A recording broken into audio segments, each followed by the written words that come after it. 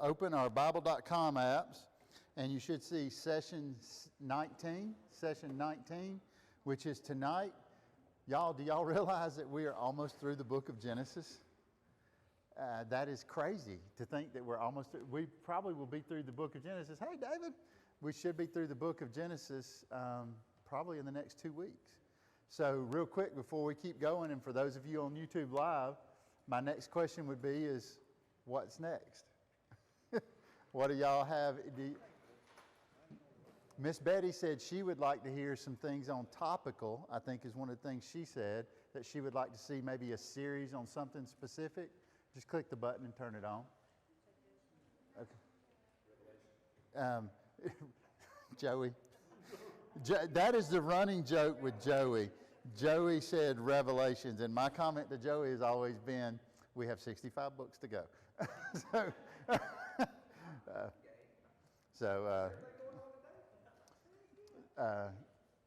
I've been studying Isaiah. I think I'm ready to at least we can get started. I'm not through with my study on Isaiah, but I think I'm at least far enough ahead. I've thought about us just naturally spilling over into Exodus because the story just runs straight into it. It really doesn't stop. If we were reading the scroll, it's as if the scroll just keeps moving. I've had people say, hey, I'd like to do something with Jesus maybe. You know, little Jesus would be nice after as much Old Testament as that what we've had. So I don't know if we'll do that or not. But if you have any ideas, or you're like, Chad, hey, what about this? Please just group me, text me, beat me, do whatever you want to do, and we'll see what happens there, okay? So Kim Possible, yes, Kim Possible. I'm glad you picked up on that. So, all right, tonight, Genesis, if you'll look on your Bible.com app, we're going to catch up real quick from next week. And last week, if y'all recall, I had an eye chart. Yes, David. The events. Right there. Go to events, and then you should see Family Bible Study. So if you're online and you're looking for it, you can go to Family Bible, just go to Bible.com events and just do a search on Family Bible Study, and it should be like the only Family Bible Study that pops up that's live at this time if you're online doing that. So tonight, the catching up portion is where we're at. I need to make a correction, Bill, and this came out after I thought about it. I talked about it was possibly as long as 2 years. More than likely, it was less than a year as I went back and stitched the timelines together, that we saw that Simeon was imprisoned by Joseph inside Egypt while he waited for his brothers to go eat up all the grain they had and then to come back for him. Quite frankly, that is what happened. They ate all the food up, and then they decided they were hungry again, and they decided to go back and get Simeon. Do y'all remember that?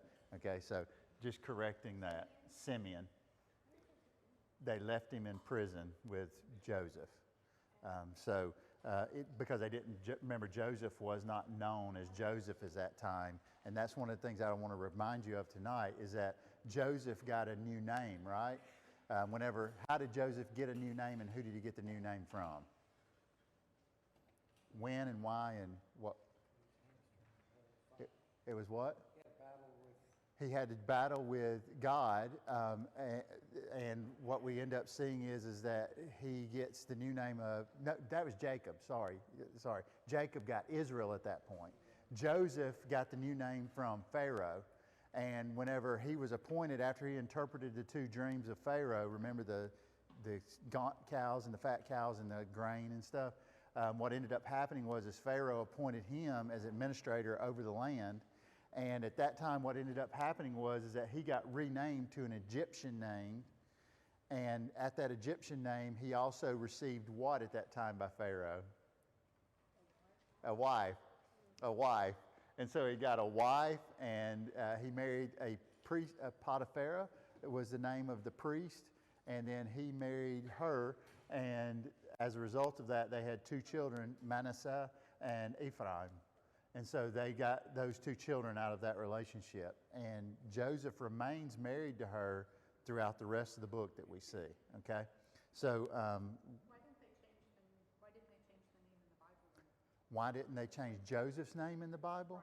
they only make reference to it that one time whenever Potiphar changes the name. It doesn't change his name from a Jewish or a Hebrew kind of look of it. And the reason why I believe that to be the case is that why have we said the Bible, remember a long time ago when we were in Bible study together, we said if this was full of human hair to represent all the people in the world that have ever existed, this building was, what is the one thread that we're chasing? We're chasing the one thread through history, because China and all the other stuff was going on around us, right? India was in existence, not as we know India, but all these other civilizations were around at this time, but we're tracing through the history of time one single thread leading to Jesus. And we typically, whenever we see the name change happens because God changes the name, like in the case of Jacob to Israel. But in this case, what we saw is Pharaoh changed his name to an Egyptian name, and that is not important from the Hebrew lineage standpoint, if that makes sense. Okay?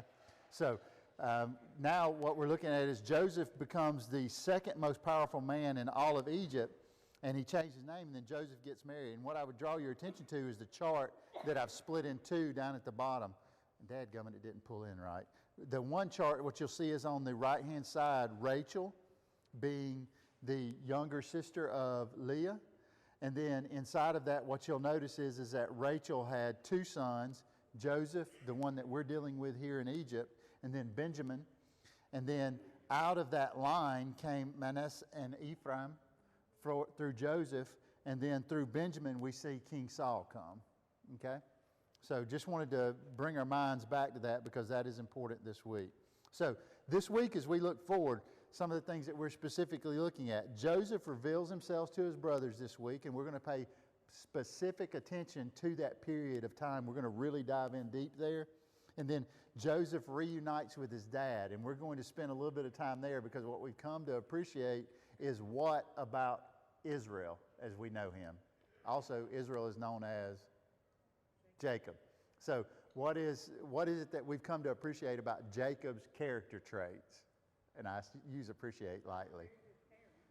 Not a very good parent. What would make you say that, Miss Betty? Well, he lied. He lied, yes.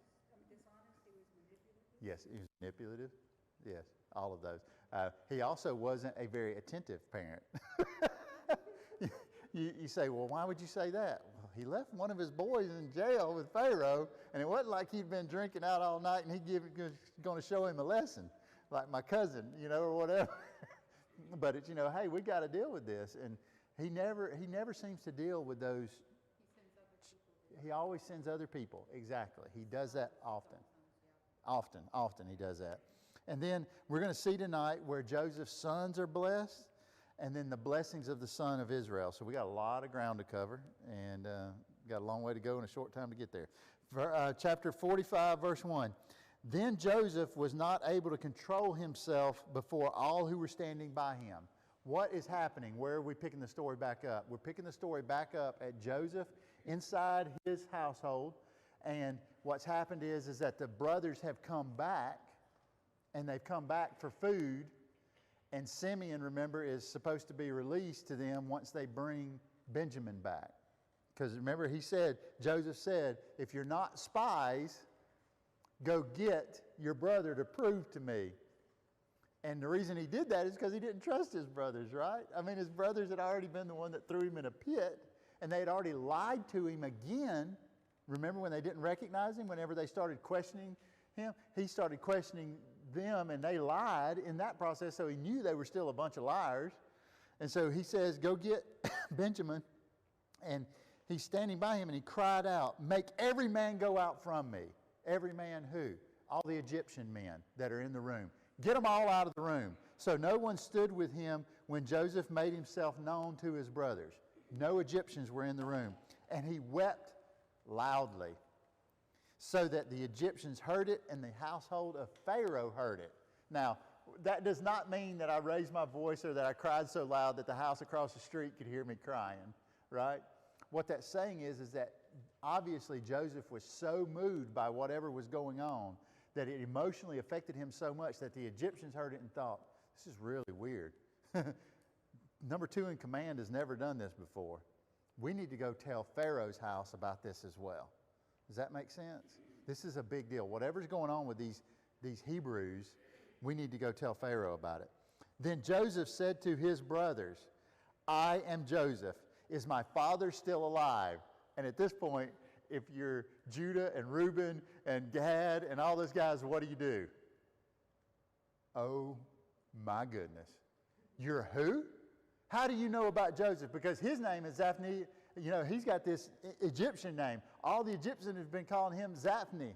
You know, and all of a sudden now he says, I am Joseph, and he reveals himself. I can imagine him taking some kind of headdress off of some sort. And, you know, and they begin to get the form of his face. And his brothers were unable to answer him, for they were dismayed at his presence. How long had it been that he was apart from his brothers since he was sold? Over 15 years. I mean, it's been a long time. And so he was sold as a 17-year-old, and now he's in his probably 30-something. And he's got a fully shaven head, and all these things are going on with him, and he's dressed different, and he's ripped, remember? And, you know, so it's like, wow, you know, it's not inconceivable that we could see that they didn't recognize him. So Joseph said to his brothers, come near to me, please. I imagine Joseph probably had a sword or some other things going on, and they're thinking, oh, wow. And they drew near, and he said, I am Joseph, your brother, whom you sold into Egypt. And at this point, you're like, oh, no. So now, do not be distressed and do not be angry that you sold me here, for God sent me as deliverance before you. So he attributed what was going on not to his brothers, but God knew that this had to happen so that they could survive as a family. And there should be a huge Bible lesson at some point in that for us, right? There should be a huge life lesson at some point where we begin to ask ourselves, what we see as bad possibly is exactly the will of God and is exactly where God is asking us to be. And if we're not willing to be there, then what is it that really is going on? Is it God's problem, or is it my problem that I'm not paying attention? I've heard people say before, the safest place is right in the middle of God's will. And I would say to you, hockey. I don't know if you've had difficult times in your life, but I will tell you that some of the hardest places that I've been in my life has been right in the center of what has been God's will. And people, sir? We had our outdoor concert last night. Yes. Yes. Not supposed to rain. All week. Oh, yes. All week. I prayed, thank you, Lord, for the rain. Okay? Yes. That we were getting. Yes. Because we don't get a lot during the summer, you know. And then also, I said, I know we can't have our cake and eat it too, but I'm also praying, Lord, for Sunday night, clear skies, no rain. I mean, because we've had some great, you know, night of praises. Yeah. It rained. And we left from there after, you know, it was not like it used to be. Right. And we left from there, and, you know, I was upset. Yes. And maybe, you know, what's wrong with you, basically? I said, I'm mad. I'm mad at God, and I have a right to be. I prayed. For him not to. I'm trying. I prayed the right prayer. I know, but you're talking right. But, I mean, I know this is a petty kind of. I understand. About, but it's in relation of, you know, we just both looked at each other. I mean, he knew what needed to. Joseph was put. He took that something wrong or bad that happened to him, and understood the real purpose. Turned it for the good. And Yes. Saw that this is for the good. Yes. And, That is exactly, though, and I want to say this because you remember whenever we've looked at divination before? We've talked about divination and how people read things. Do you believe that people in Christianity practice divination today? Without realizing it, I would say that most people don't even realize that they have brought this sentiment of divination even into Christianity as we know it practiced. I prayed the prayer. I said in Jesus' name. Well, he gave me this sign that everything was going to be. I literally had a guy one time say, I had straight red lights coming out of downtown Montgomery, and it was a sign to me that I needed to leave my job. And I looked at him, and I just wanted to say, hey, brother, ALDOT times the signals so that you do that. That's not God. That's ALDOT letting you know that they need to get traffic out of Montgomery real fast. So my comment is that no, we may not be reading sheep livers, but there are often times that we practice divination thinking, oh, well, that's God's will because He made it easy. And if God wants me to have this, He'll make it easy. Hockey. That's not true. You might have to fight for what God has in front of you. Joshua, whenever he went to take the promised land, what did he have to do? He had to fight for what had to be in front of him. Why did he get to this spot? Because he did what he knew God had given him the capability to do, and he did it with excellence. And so that is what he's pointing out. He says, I am Joseph, your brother, whom you sold, but God sent me for deliverance before you. Verse 6, for these 2 years the famine has been in the midst of the land. How many more years we got? 5 more years. But there will be 5 more years where there is no plowing of harvest. And God sent me before you all to preserve you for a remnant in the land and to keep alive among you many survivors. Why does God need these men to be the survivors? Think back in your Old Testament that we've already studied. Link it. You should be able to link this verse in your mind. Why does He need these people? They're the tribe. And how did they become that tribe? Because God promised. How did they become? Why is that linkage important? Because God said, and God does not lie. He is not a man that He should lie. God does not lie. He had promised this to Abraham. He had to keep this thread alive. And He keeps it. So here we see. So now you yourselves did not send me here, but God put me here as a father to Pharaoh. Whoa, hold on. When we talked a few weeks ago, we talked about how old was Pharaoh. We don't know exactly which Pharaoh this is, by the way. Not exactly. And so the question then becomes, well, if Joseph then is in 30s, how old is Pharaoh? And why did Pharaoh look up to Joseph? Was Joseph maybe a little bit older than Pharaoh and a little bit more wise? And God obviously had blessed him with the capability to see some things. And a father to Pharaoh. Think about that for just a second. And as a master of all his household and a ruler over the land of Egypt. He just pretty much said, I'm the man. And so now all of a sudden, we go to verse 9. He says, hurry and go up to my father Jacob and say to him, thus says your son Joseph, God has made me Lord of all Egypt. Come down to me and do not delay. He's telling his brothers to deliver this message. What's the last message his brothers delivered for him that was not so good?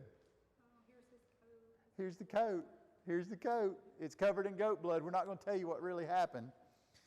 You shall settle in the land of Goshen.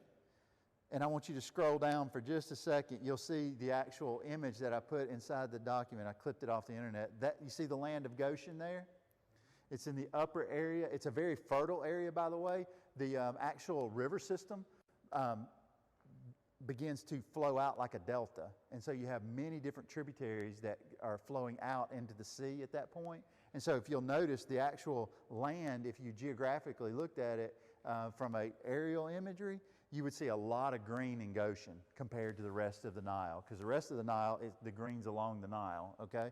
And so now we go back and he says, you shall settle in the land of Goshen so that you will be near me, you and your children and your grandchildren and your flocks and your herds and all that you have. And I will provide for you there because there are still 5 years of famine, lest you and your household and all that you have become destitute. Because what does he mean by destitute? He means there's going to come a point that if you live within this famine for 5 years, everything that you built your wealth around, guess what's going to happen to it? It's all going to be completely rubbish. It's going to be gone, okay? And so you're not going to be able to see any of that money that you've had. It's not going to be available to you because all the cattle and all the lambs and all the donkeys, everything's going to be dead because it can't survive 5 years of famine. So let's scroll down just a little. The image just below that you'll see is actually a picture of modern-day Goshen, just to give you an idea of what modern-day Goshen looks like. Verse 12, now behold, your eyes see and the eyes of my brother Benjamin see that it is I who am speaking to you. So once again, he reinforces, I've told you enough. You must realize that I truly am Joseph. I'm not some imposter. And you must tell my father of all my honor in Egypt and all that you have seen. Now hurry and bring my father here. Now, if you're the 11 brothers, how did you first get thrown in the cistern, Joseph? Because you did what? You kept bragging about your dreams and about your honor and about how you were the favored son and how everybody was going to bow down to you and all this kind of stuff. And now here he is telling his brothers, go tell my dad about my honor. Do you get it had to be a little bit of baby brother getting a little bit of even if you've got older brothers. I know some people in the room have older brothers, and I can just think at times that it's like, yeah, go tell big brother what's happening, you know. And so now then he fell upon the neck of his brother Benjamin. Now, just so you know, this is the imagery of this is that he's like holding him, and he's literally like crying over him. I mean, he's sobbing into his brother, okay? And he wept, and Benjamin wept upon his neck, and he kissed all his brothers and wept upon them. And afterwards his brothers spoke with him. Now, when he kissed them, it's the kiss on the cheek kind of thing, okay? And afterwards his brothers spoke with him. You see that? He's made a pronouncement. I want you to go do this. And his brother's like, hey, can we hang out for a few minutes and talk? Are we really good here? Verse 16, then the report was heard in the house of Pharaoh. Remember? That the people inside the house ran and said that the crying of Joseph was so loud? Because we're just through that scene, right? We're still in that same scene. Joseph's brothers have come, and it pleased Pharaoh and his servants. It's like, hey, we got these Hebrews are good people. Things seem to be going well. So verse 17, before we do that, why would you do this if you were Pharaoh? I want you to pay attention to what's about to be said, and I want you to ask yourself, why would I do this if I was Pharaoh? Then Pharaoh said to Joseph, say to your brothers, do this, load your donkeys and go back to the land of Canaan, and take your father and your households and come to me, and I will give you the best of the land of Egypt, and you shall eat the fat of the land. And you, Joseph, are commanded to say this. This is Pharaoh talking. Do this, take wagons from the land of Egypt for your little ones and your wives, and bring your father and come. He's encouraging him. Do not worry about your possessions, for the best of all the land of Egypt is yours in Goshen. Now, why would Pharaoh do that? He wants to keep what, David? Keep Joseph. He wants to keep Joseph close to him. Absolutely. That's why if I was the leader and my best man was fixing to say, hey, I found my long-lost family, and Joseph wants to stay probably too. I mean, at this point, he's acclimated. If he can get his family close to him, why not? Why wouldn't I do that? Every bit of it has. So Pharaoh wants his golden goose, right? We're going to keep Joseph close by. I found it also interesting when I thought about this. When else in Egyptian history have we seen Egypt give over to the Hebrews the best of the land? In Exodus. Isn't that interesting? Have you thought about that before? I haven't till I've studied. They were trying to get rid of them. Right. We'll keep you here by giving. Yes. We want you to come here, and we'll give you the best of the land. And in Exodus, they were giving them all the gold and all the other stuff. Just leave, trying to get rid of them. Isn't that interesting to think about? Have y'all ever connected those 2 points together? I hadn't till I was studying this like this. So, verse 21, and the sons of Israel did so. And Joseph gave them wagons at the word of Pharaoh and gave them provisions for the journey. To each and to all of them he gave sets of clothing. But to Benjamin he gave 300 pieces of silver and 5 sets of clothing. Now, hold on a second. Isn't he going to meet them in Goshen? I mean, if my dad was coming, wouldn't I meet Benjamin? And why do I need to give Benjamin money now? Am I paying it forward? You know, why am I giving Benjamin all this excess money now? Sir? Proof. Yeah, proof of his wealth as well. And what does he know about Benjamin? Benjamin is the only one he can trust. Yeah, he didn't just buy his trust, but he knows he can trust Benjamin. Yeah, Landy. Does Joseph know that Rachel was dead? does Joseph know that Rachel is dead? Yes, because Rachel died in childbirth with Benjamin. Yes, that's the reason we can connect that one back. I had to think about it too. Why is it? Okay, yeah, he died in childbirth. And the sons of Israel did so. Let's keep going. In 23, and to his father he sent as follows: 10 donkeys carrying the best of Egypt, and 10 donkeys carrying grain and food and provisions for his father for the journey. He knows his daddy's old, and he knows his daddy's going to need some propping up to get him here. And so he sends daddy the Rolls Royce and says, jump in, baby. So he got him the first Uber. And so 24, let's think about this. Why would they be bothered with one another? Okay? That's an interesting verse that we're about to stumble across. Yes. So why would the brothers be bothered? Listen to what it says in verse 24. Then he sent his brothers away, because remember they were talking for a little bit. And when they departed, he said to them, do not be agitated on the journey. I will add, with one another. The actual word agitated there is the equivalent of quarrel with one another. Don't quarrel with one another. Now, why would 11 brothers who just found their long-lost brother be agitated with one another on the trip back to... They gotta figure out the story. They gotta figure out a story to tell. that one? They're all trouble trying to blame each other?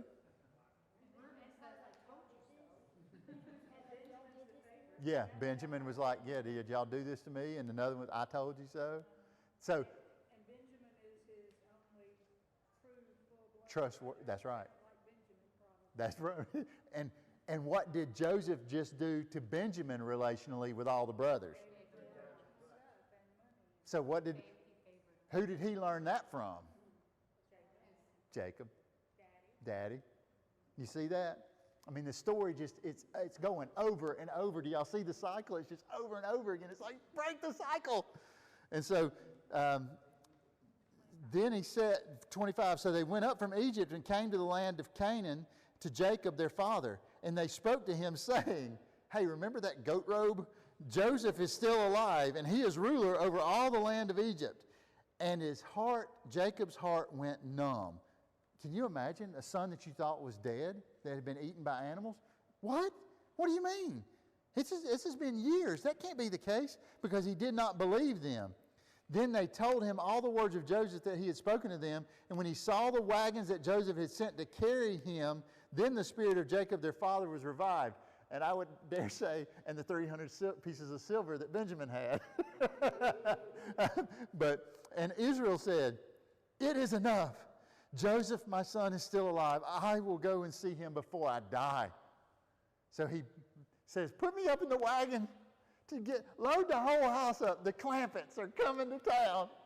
They load everybody up. Zilpah and Bilhah are in the rocking chairs, and here they go toward Egypt, to Goshen.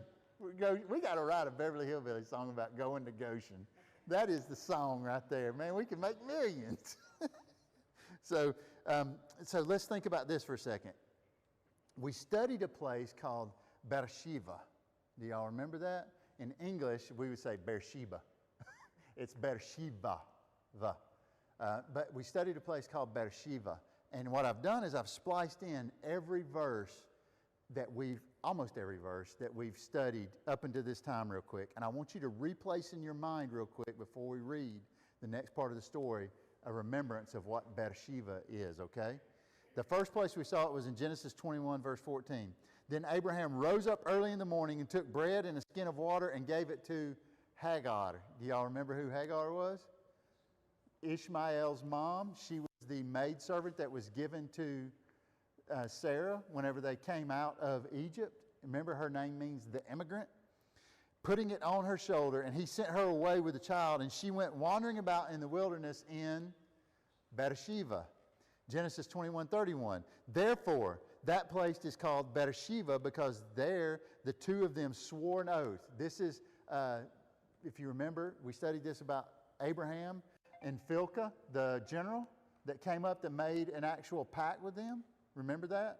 And they said, please don't, the guy was coming essentially to say, hey, we're friends, right? Don't kill me. Genesis 21:32. And they made a covenant at Beersheba, and Abimelech and Philcah, his army commander, stood and returned to the land of the Philistines. 21:33. And he planted a tamarisk tree. Tamarisk trees take a really long time to grow, by the way, like a really, really long time. But the neat thing about a tamarisk tree is that whenever it grows, it actually drops I don't want to call it a chemical, but what it drops off of it, and it'll kill everything around it. But it creates this beautiful shade, and it has this moisture in it, essentially, that it can hold on to longer. And so it's a very sought-after tree. A tamarisk tree is very sought after. And so, and he planted a tamarisk tree in Beersheba, and there he called on the name of Yahweh, the everlasting God. 2 more. And then Abraham returned to his servants, and they got up and went together to Beersheba, and Abraham lived in Beersheba. Okay? So you're getting a drift about how important this place is. And from there, he went up to Beersheba again. So over and over again, we see this place. So now, look, if you click on the link inside your Bible study app, you should be able to click on that link right there. And inside that link, if it pulls up, like mine hopefully will, come on, Bible Places. This is on BiblePlaces.com. It might not come, mine's not coming up, or maybe it's just slow. It did? Great. Mine's just being slow. So what happens is that is actually Beersheba as we know it today. And so you can scroll through there and actually see some pictures. There's the outer gate. That's a kind of cool one. That's some of the remnants that's left over. They've been rebuilt that you can see the smooth stone on top of the stacked stone. One of the ones that I really like is the one that if you look down, you can actually see the tail. I think that's the very top one. Yeah, the very top one, you can see the tail. Remember, the tail is the mound as it's built up archaeologically. And then I like the one also at the bottom that has a reimagination of what the altar would have looked like with the corner horns on it. Okay? So that's kind of cool. So you click done, by the way, up in the top left, and you can go back to the Bible study. So verse 46, so Israel journeyed with all that he had, and he came to Beersheba, and he offered sacrifices to the God of his father Isaac.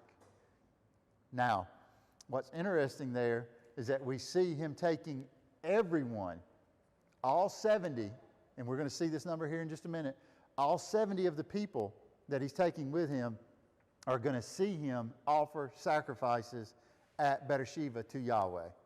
Okay? When is the last time he did that? It's been a while. Because I didn't get the impression that he really worshiped God. Not on the altar that we see that often. This is, we do not see that on the altar hardly at all. But this altar undoubtedly was still there.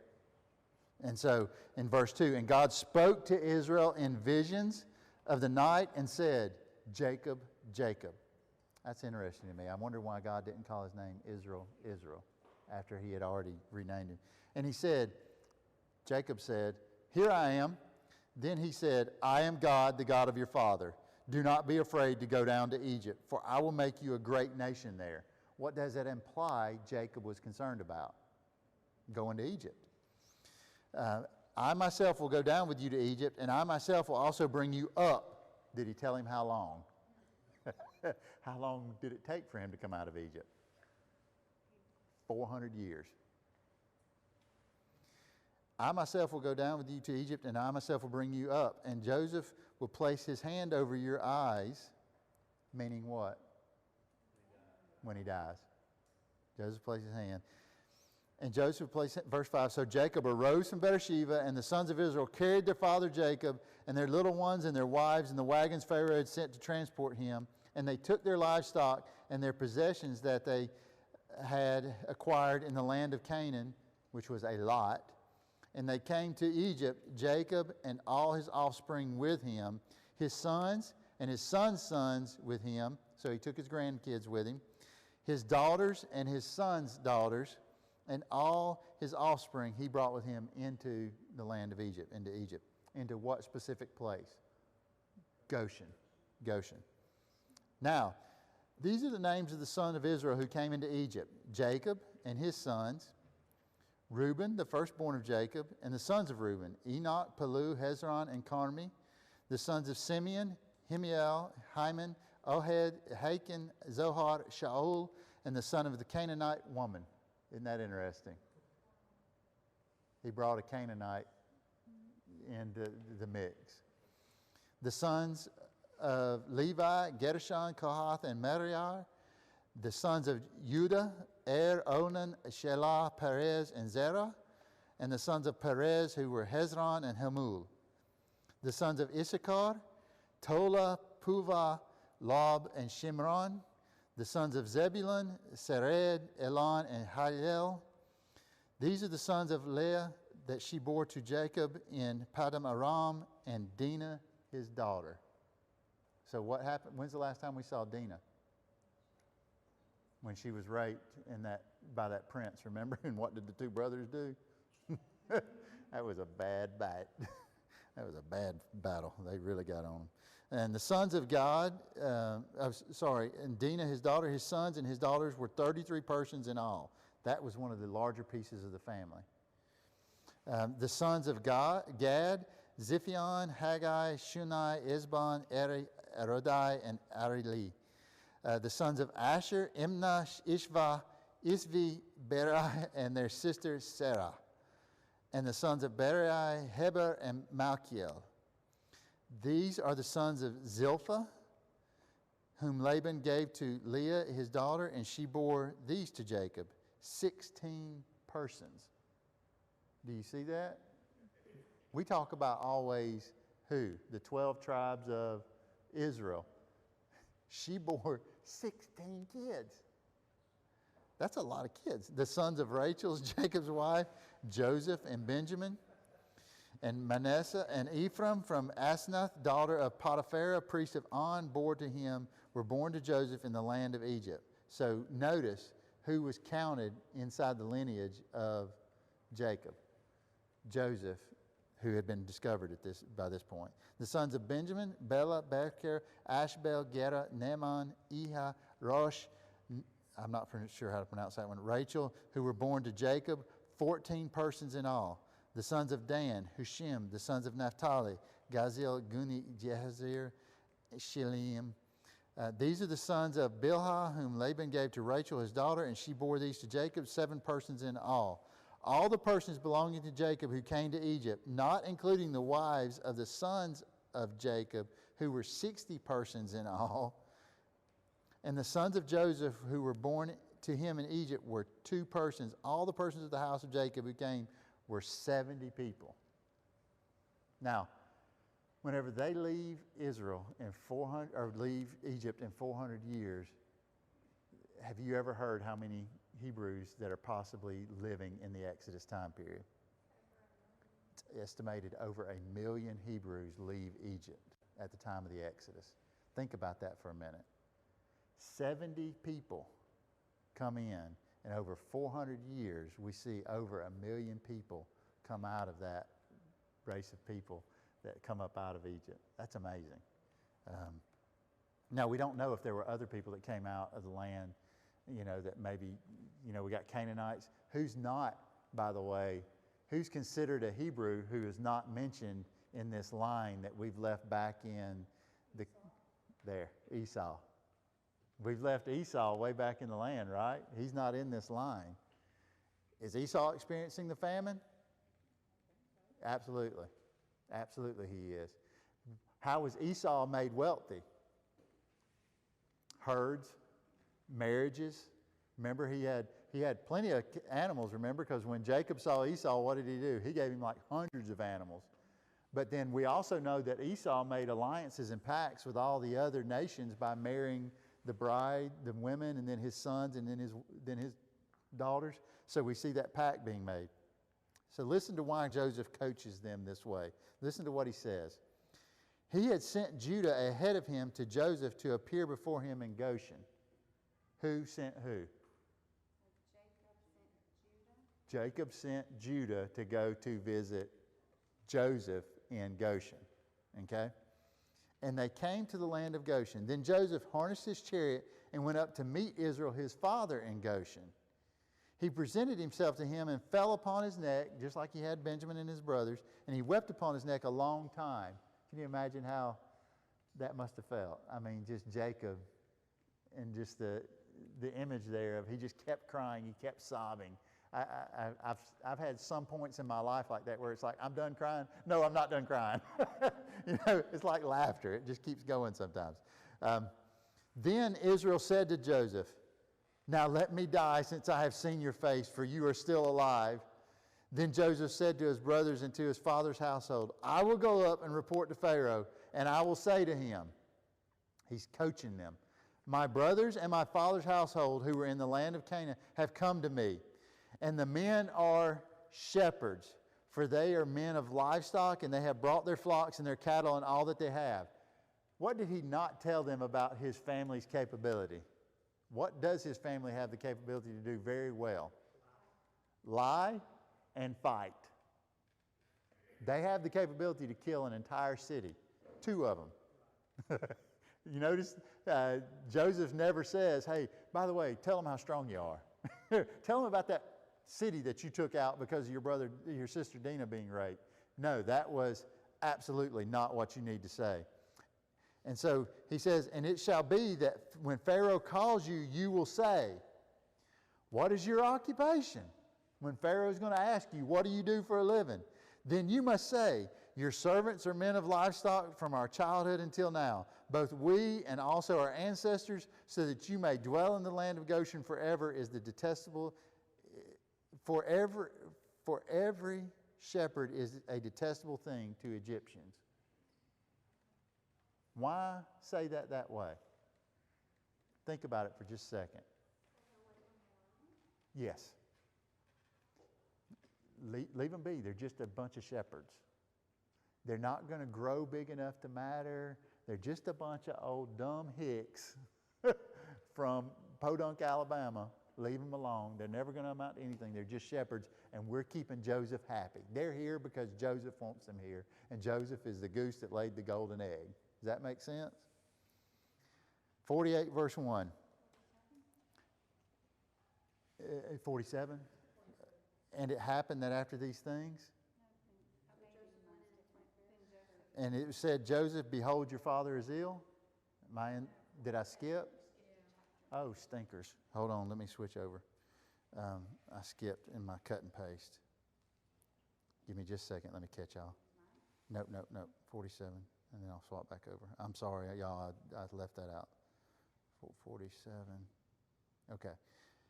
So Joseph went and reported to Pharaoh, and he said, my father and my brothers with their live flocks and their herds and all that they have come from the land of Canaan. Now they are here in the land of Goshen, and from among his brothers he took 5 men and presented them before Pharaoh. Now, has Pharaoh seen his brothers yet? No.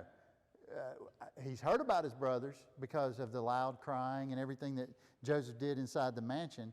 And from among his brothers he took 5 men, and Pharaoh said to his brothers, what is your occupation? You see how he coached him?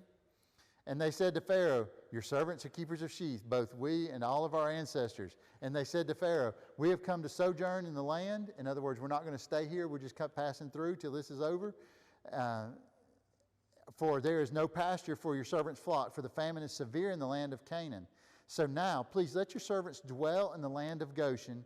Then Pharaoh said to Joseph, your father and your brothers have come to you. The land of Egypt is before you. Settle your father and your brothers in the best of the land, and let them live in the land of Goshen. And if you know there is among them men of ability, then appoint them overseers of my own livestock. Why not? I mean, if Joseph is good luck, man, there's 11 of him, but they got to all be worth something. Then Joseph brought his father Jacob and presented him before Pharaoh. And Jacob blessed Pharaoh.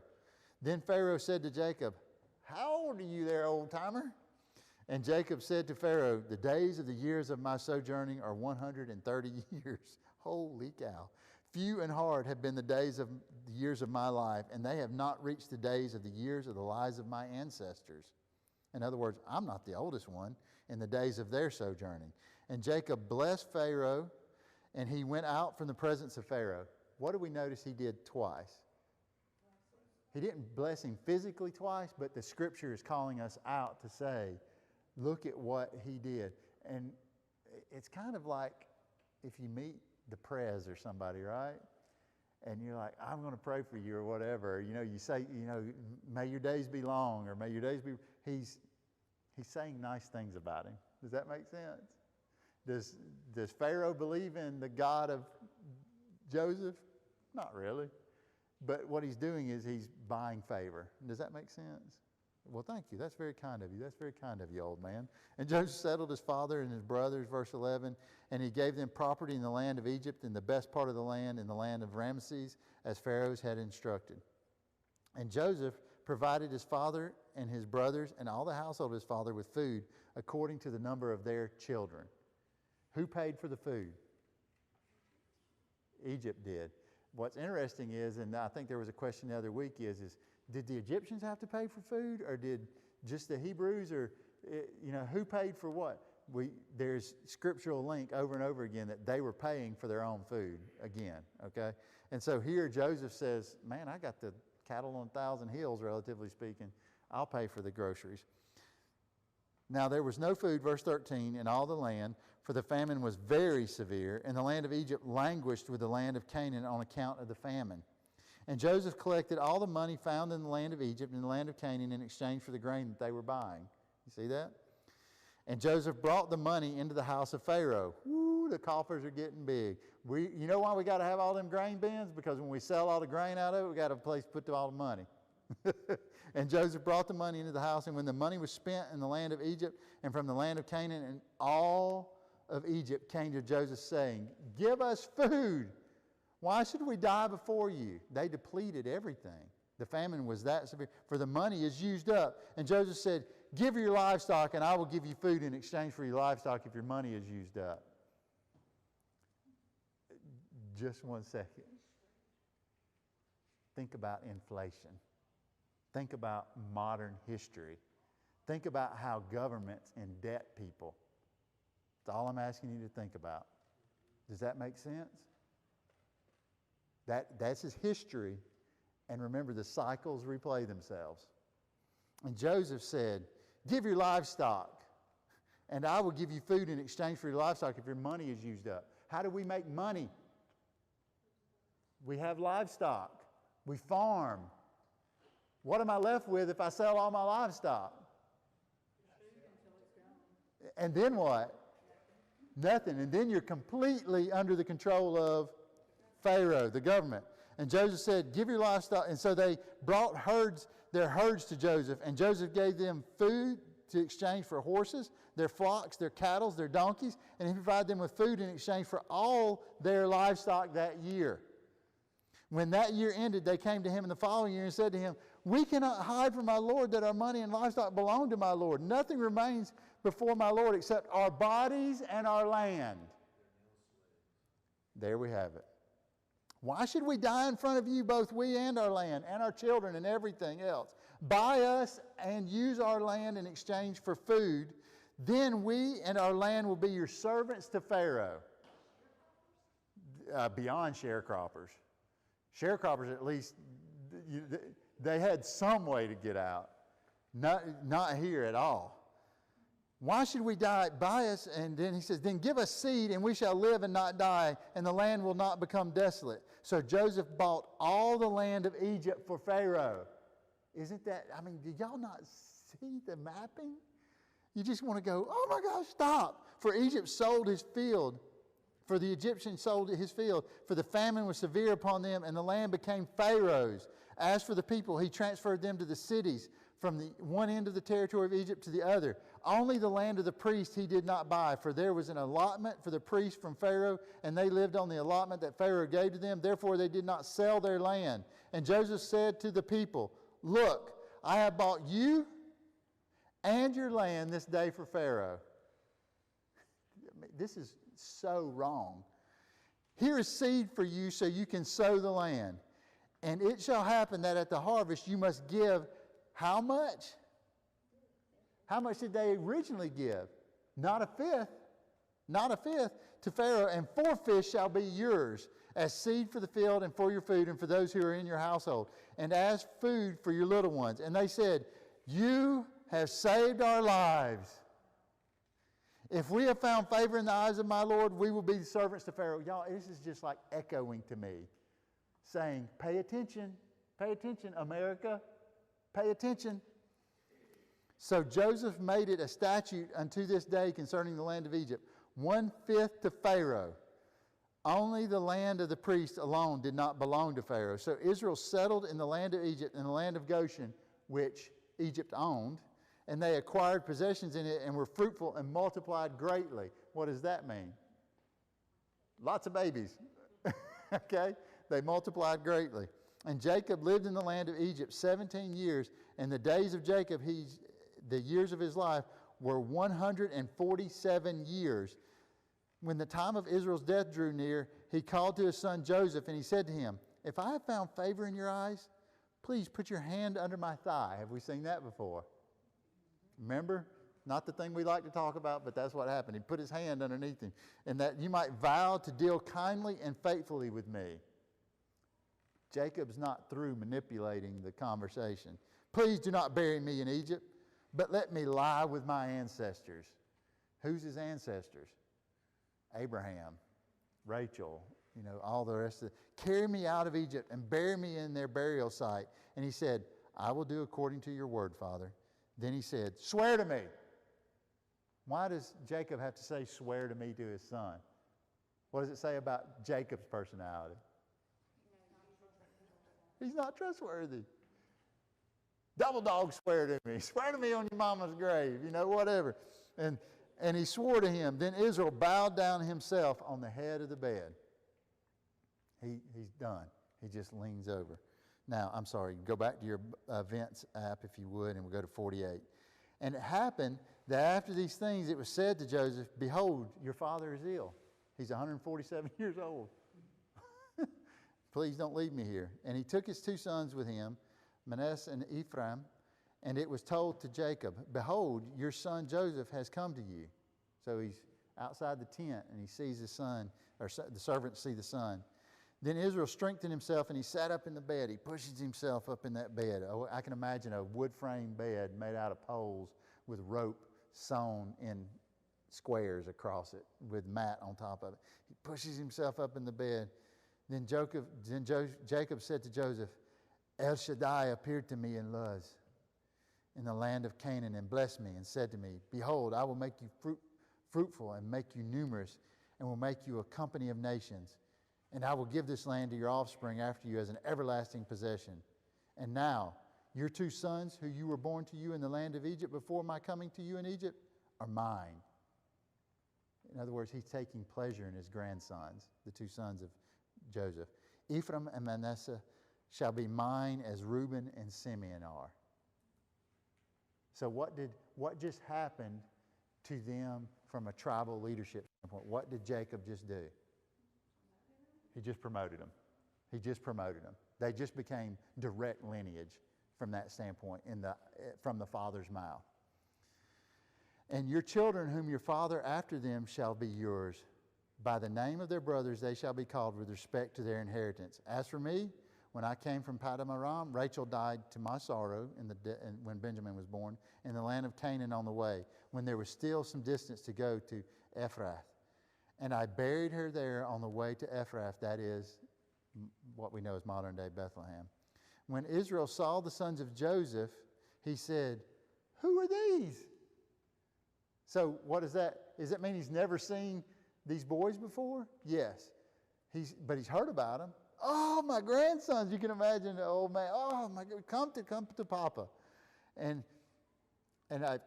When he saw them, then verse 9, then Joseph said to his father, these are my sons whom God has given me here. And he said, please bring them to me so that I may bless them. Jacob says, bring them up close to me. Now the eyes of Israel were very dim on account of old age. He needed glasses. And he was not able to see. He had cataracts. And so he brought them near to him. And he kissed them and embraced them. 147-year-old grandpa. I had a grandmama, Granny Stisher, and I remember Granny Stisher didn't have any teeth, and she dipped snuff. I used to be so scared of Granny Stisher because she always wore an apron and she had snuff down in her front pocket. And Granny Stisher would be like, come here and kiss me. No! No! No, I don't want to kiss Granny Stisher. I love you, Granny Stisher. I love you from here. So So he brought them near to him, and he kissed them and embraced them. And Israel said to Joseph, I did not expect to see your face, and behold, God has also shown me your offspring. Then Joseph removed them from his knees and bowed down with his face to the ground. And Joseph took the two of them, Ephraim at his right, to the left of Israel, because he wanted to make sure his hands ended up in the right way, and Manasseh at his left to the right of Israel, and he brought them near to him, and Israel stretched out his hand, and then he crossed his hands. Oh, Papa, you got it wrong. The oldest son is over here. Put your right hand on the oldest son. Put your left hand. And Jacob, if he could have slapped his hand, I bet he would have said, boy, I know what I'm doing. Leave me alone. And Israel said to Joseph, I did not, and Joseph took them, and he, verse 14, and Israel stretched out his hands and put it on the head of Ephraim. Now he was the younger, and his left hand on the head of Manasseh, and crossing his hands, for Manasseh was the firstborn. He wanted to make sure that he got it right. Doggone it, it's 7:56. We got to quit. I can't make it through the rest and give it justice. All right, we got to end there. Y'all know what happens though, right? Good stuff. All right, any questions tonight before we end? Any questions? I have a question, Chad. Yes, Miss Tammy. Since I didn't come last week, I watched it today. Yes, ma'am. But you stopped at 43:26, so we never finished that and didn't do 44. Did we I not? saw the same thing. I am And so I'm sorry. like, okay, we've missed a whole. I will correct that next week. We ended where? Because I can. 43:26, and we didn't do 44. I will go back and correct that. I am so sorry. It's just hard. 43:26. Remember this, Chad. So, any other questions?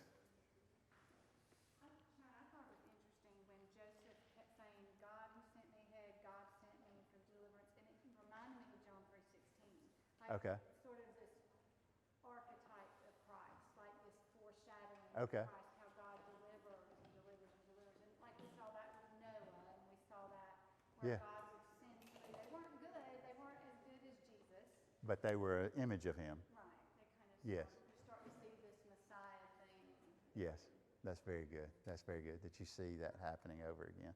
Anybody else? Any other comments, questions? All right, y'all be thinking about what's next. I don't know what's next yet, so be thinking about that, and we'll figure. Proverbs would be a good one. Proverbs is so much fun, and it's so difficult because it has so much imagery. But that's okay. I'm okay with that.